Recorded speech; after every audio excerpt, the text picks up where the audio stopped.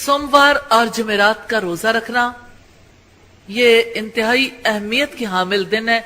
हजरत आयशा से रिवायत है कि रसूलुल्लाह सोमवार और जुमेरात को खास तौर पर रोजा रखा करते थे। जामे तिर्मिजी की रिवायत है 745 नंबर पर।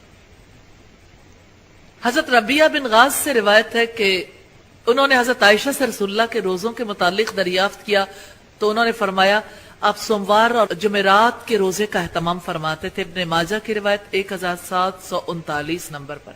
सैयदना अबू कतादा से रिवायत है कि रसूलुल्लाह सल्लल्लाहु अलैहि वसल्लम से दो शंबा पीर के रोजे के बारे में पूछा गया तो आपने फरमाया मैं इसी दिन पैदा हुआ, इसी दिन मुझ पर वही उतरी।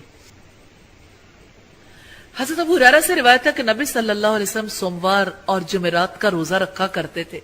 अर्ज किया गया अल्लाह के रसूल आप सोमवार और जुमेरात का रोजा रखते हैं, इसकी क्या वजह है? लॉजिक दलील इंसान का दिल खोल देती है और ये दीनी दलील का है। अब सल्लल्लाहु अलैहि वसल्लम ने फरमाया सोमवार और जुमेरात को अल्लाह ताला हर मुसलमान की मगफिरत फरमा देता, मगर वो आदमी जो आपस में कता ताल्लुकी किए हुए हों अल्लाह ताला फरमाता है इन्हें छोड़ दो कि हत्ता के सुलह कर लें।